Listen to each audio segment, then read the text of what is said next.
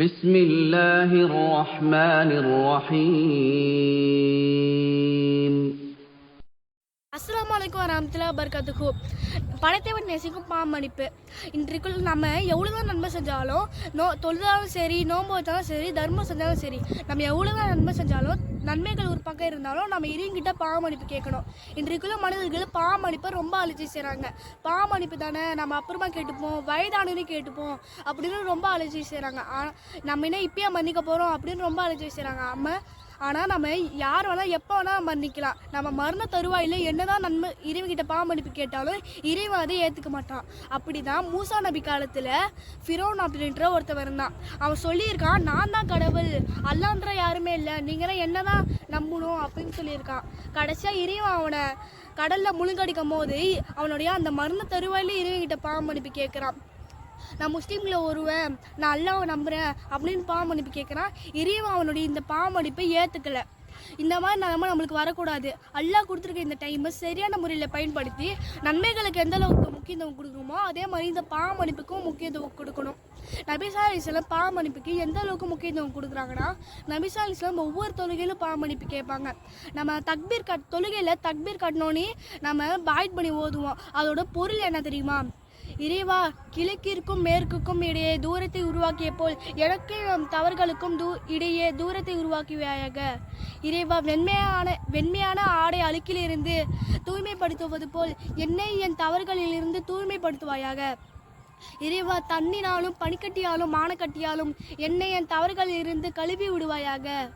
எவ்வளோ அழகாக கேட்குறாங்க பாருங்கள் நபி ஸல்லல்லாஹு அலைஹி வஸல்லம் இறைவன்கிட்ட பாவமன்னிப்பு. இறைவா, வெண்மையான ஆடை, அதாவது இப்போ வெள்ளை சட்டை இருக்குது, அதில் அழுக்குன்னா நம்ம எப்படி தூய்மைப்படுத்துவோம், அதே மாதிரி இறைவா என்னை என் தவறுகளிலிருந்து தூய்மைப்படுத்துவாயாக. இறைவா, தண்ணினாலும் பனிக்கட்டியாலும் ஆனக்கட்டியாலும் என்னை என் தவறுகளிலிருந்து கழுவி விடுவாயாக. எவ்வளோ அழகாக இறைவன்கிட்ட பாவமன்னிப்பு கேட்குறாங்க பாருங்கள். நபி ஸல்லல்லாஹு அலைஹி வஸல்லம் இறைவன்கிட்ட பாவமன்னிப்பு கேட்குறாங்க. நபி ஸல்லல்லாஹு அலைஹி வஸல்லம் முன்பின் பாவமன்னிப்பு கேட்டவங்க சொர்க்கவாசினே இறைவனே சொல்கிறான். அப்போ நபி ஸல்லல்லாஹு அலைஹி வஸல்லம் சொர்க்கவாசி இருந்துக்கிட்டே எந்த அளவுக்கு பாவமன்னிப்பு கேட்டிருக்காங்க இறைவன்கிட்ட. அப்போ நம்ம தான் எந்த அளவுக்கு இறைவன்கிட்ட பாவமன்னிப்பு கேட்கணும் சிந்திச்சு பாருங்கள். இப்போ நம்ம ஏதோ தப்பு பண்ணிட்டோம், நம்ம ஃப்ரெண்டுக்கிட்டேயும் நம்ம அம்மாக்கிட்டேயும் போய் ஃபஸ்ட் டைம் மன்னிப்பு கேட்குறோம். ஃபஸ்ட் டைம் மன்னிச்சிடுவாங்க. செகண்ட் டைம் கேட்போம், அதுக்கு 2 திட்டு மன்னிச்சிடுவாங்க. 3ஆவது தடவை கேட்கும்போது சொல்லுவாங்க, உன்னை நான் எத்தனை தடவை தான் மன்னிக்கிறது, நீ உன்னை எத்தனை தடவை மன்னிச்சாலும் அதே தப்பை பண்ணிக்கிட்டே இருக்கியே அப்படின்னு சொல்லுவாங்க. ஆனால் அந்த மாதிரி இறைவன் சொல்ல மாட்டான். நம்ம எத்தனை தடவை தான் வந்து இறைவன்கிட்ட பாவமன்னிப்பு கேட்டாலும் நம்ம எத்தனை தடவை கேட்டாலும் இறைவன் மன்னிப்பான். நம்ம எத்தனை தடவை கேட்டாலும் இறைவன் மன்னிப்பான்.